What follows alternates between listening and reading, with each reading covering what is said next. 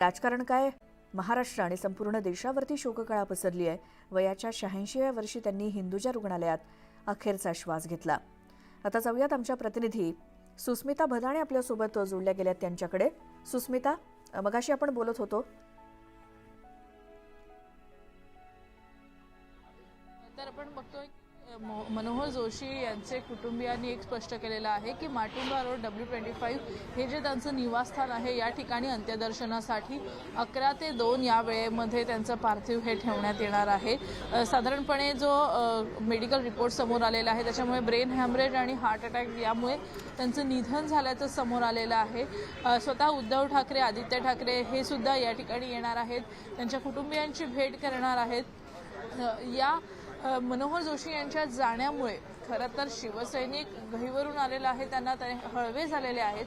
कारण मनोहर सरांचं कामच इतकं प्रचंड होतं की ते अगदी एका कार्यकर्त्यांपासून ते उद्योजकांपर्यंत सगळ्यांच्याच संपर्कामध्ये असायचे आणि त्यामुळेच ते सगळ्यांचे चाहते होते किंवा सर्वांना ते आवडायचे असे त्यांचं व्यक्तिमत्व होतं. अतिशय संयमी राजकारणी म्हणून त्यांच्याकडे बघितलं जातं. गेल्या काही वर्षांमध्ये ते सक्रिय राजकारणामध्ये जरी नसले तरी सुद्धा 1970 पासून त्यांनी सुरू केलेला प्रवास हा अतिशय राजकीयदृष्ट्या उंचावत जाणारा हा आलेख होता. मुंबईचं महापौर पद त्यांनी भूषवलं होतं, केंद्रामध्ये मंत्री ते राहिलेले होते आणि एवढं असून सुद्धा सर्वसामान्य कार्यकर्त्यांना, सर्वसामान्य नागरिकांना ते भेटायचे. आज त्यांचं निधन ज्या हिंदुजा रुग्णालय माहीम परिसरात झालेलं आहे, या परिसरातील अनेक त्यांच्या कार्यकर्त्यांना ते भेटायचे, त्यांच्याशी संवाद साधायचे. जसं तावडे यांनी म्हटलं की कौशल्य विकास या गोष्टीला त्यांनी पहिल्यापासून प्राधान्य दिलं आणि त्यातच कोहिनूर टेक्निकल इन्स्टिट्यूटची स्थापना झाली. मुळातच त्यांचं व्यक्तिमत्व हे कट्टर हिंदुत्ववादी होतं. पक्षासाठी वाटेल ते करण्याची त्यांची भूमिका होती. एक कारसेवक म्हणून सुद्धा त्यांची ओळख होती आणि त्यांनी वारंवार आपली भूमिका संयमी पद्धतीनं मांडलेली होती. आणि संयमी राजकारण नेमकं कसं असतं, जे आत्ताच्या बदललेल्या काळामध्ये फारसं पाहायला मिळत नाही, ते राजकारण त्यांनी समाजापुढे मांडलेलं होतं.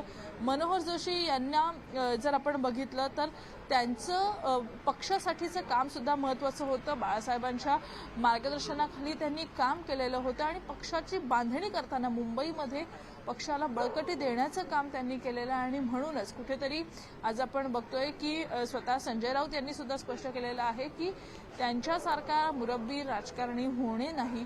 सर्वपक्षीय नेत्यांसोबत त्यांचे चांगले संबंध होते आणि ज्या पद्धतीचं दूरदृष्टी त्यांच्या नजरेत होती, ज्यामुळे अगदी झुणका भाकरपासून ते थेट कौशल्य विकास आणि रोजगार निर्मितीपर्यंतचा सर्वच गोष्टींना त्यांनी पुढाकार दिलेला होता. मुंबईतील मराठी माणसांचा टक्का खालावत चालला आहे आणि मुंबईतील मराठी माणसांना एकवटून पुढे नेण्यासाठी काम करायला हवं हे सुद्धा त्यांनी ओळखलेलं होतं.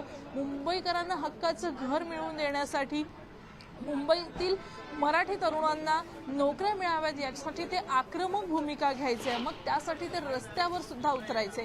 बाळासाहेबांचे अतिशय निष्ठावंत, विश्वसनीय मित्र सुद्धा ते त्यांचे म्हटले जाऊ शकतात. इतकं त्यांचं जवळचं नातं होतं. पण गेल्या काही वर्षांमध्ये त्यांच्या प्रकृती अस्वस्थ्यामुळे, तब्येत त्यांची खालावलेली असल्यामुळे ते सक्रिय राजकारणात नव्हते.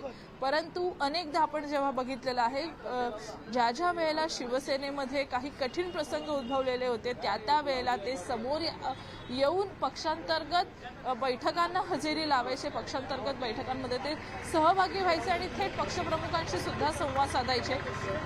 त्यामुळेच कुठेतरी त्यांचं व्यक्तिमत्व हे सर्वसमावेशक होतं. आज दुपारी शिवाजी पार्क येथील स्मशानभूमीमध्ये त्यांच्या पार्थिवावरती शासकीय इतमामामध्ये अंत्यसंस्कार हे केले जाणार आहेत आणि त्या ठिकाणी सुद्धा विविध राजकीय पक्षाचे नेते मंडळी येणं अपेक्षित आहे. स्वतः मुख्यमंत्री सुद्धा येणं अपेक्षित आहे. आणि ज्या पद्धतीने आपल्याला माहिती मिळालेली आहे, संजय राऊत आणि उद्धव ठाकरे हे सुद्धा आता बुलढाणा दौरा अर्धवट टाकून मुंबईच्या दिशेनं यायला निघालेले आहेत. सुस्मिता, या सगळ्या माहितीसाठी